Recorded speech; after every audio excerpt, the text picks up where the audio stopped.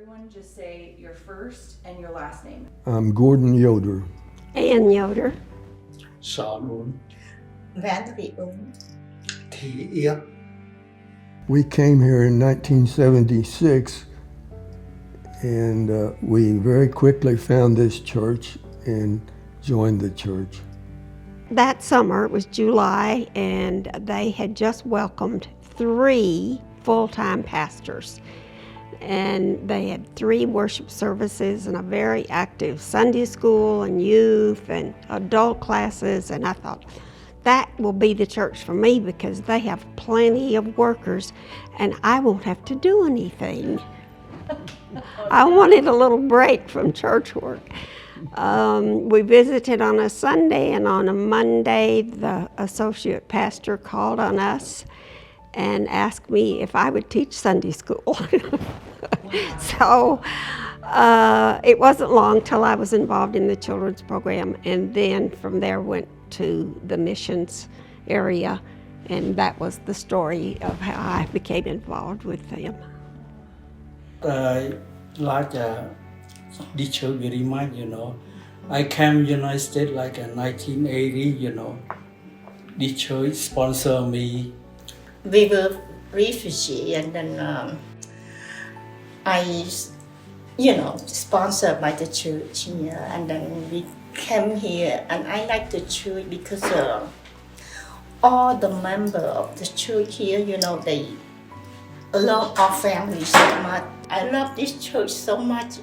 I still here for that because I like all the people in the church, the members. They really like my family, So I'm very grateful for it, So that's why I still here. When I just came here, we have a little bit more problem with the English. First thing, we don't know how to speak English at all. So we changed from like a totally different life, Yes. like from Cambodia to United States. The dear Aurelia Anderson, who was well known in this church and the community, was, I believe, ad council chair.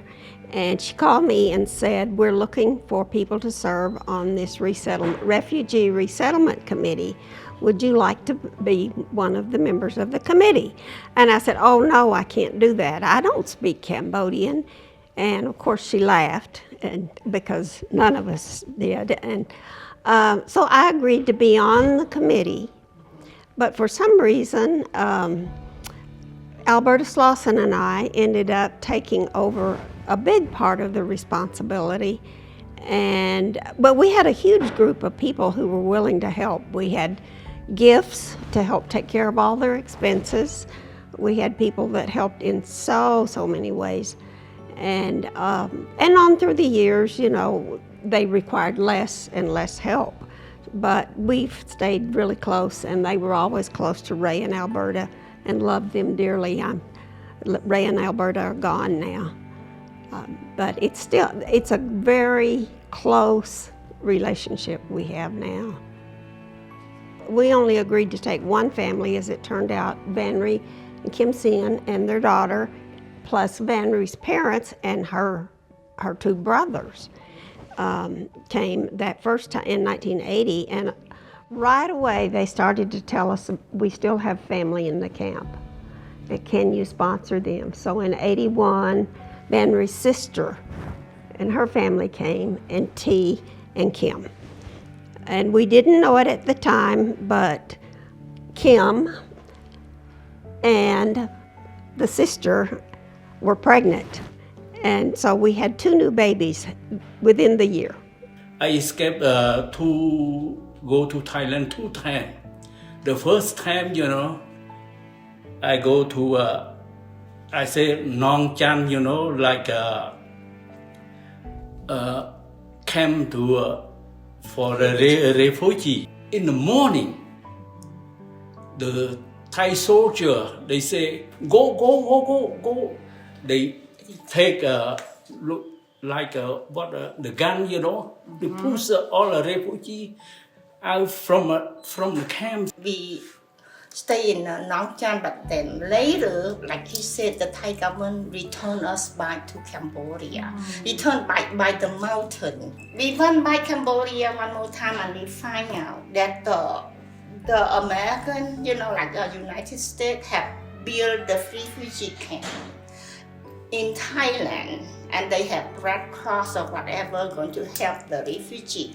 So we heard about that, and that time I went by, this guy came and found me. I didn't know where he lived. He didn't know where I lived.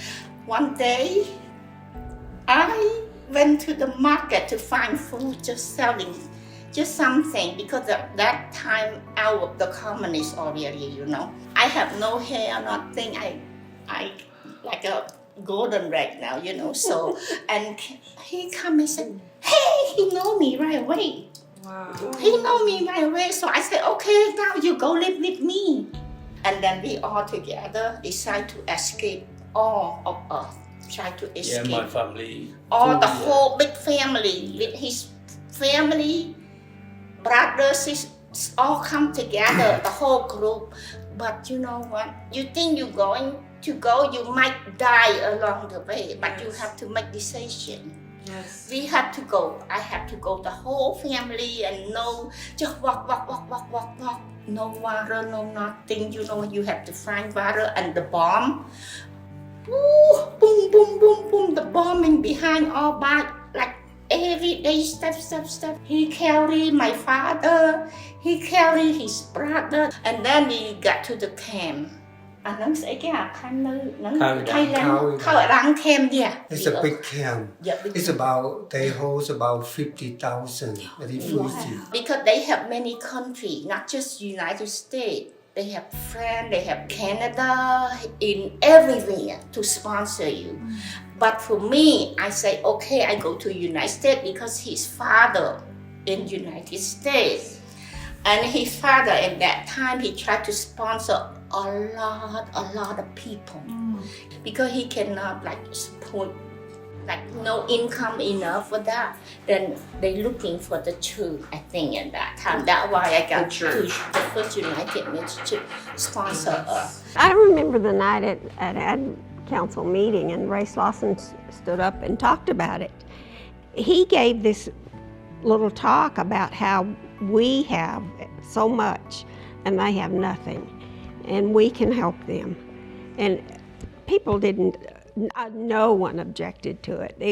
I think it was one of the best outreach programs this church has ever done. Yes. Everybody was excited, everybody helped when they could. The minister, Barry Kimbrough, told us right away, we will take care of them. We are not going to put them on welfare. Vanry's mother never learned English. I don't know if she ever learned a word, but she knew that the people in this church loved her, and she wanted to show her love.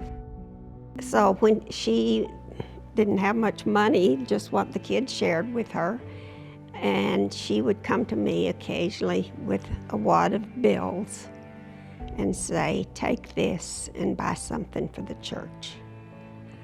It was hard to take her money, but she really wanted to give back, and it made her feel good.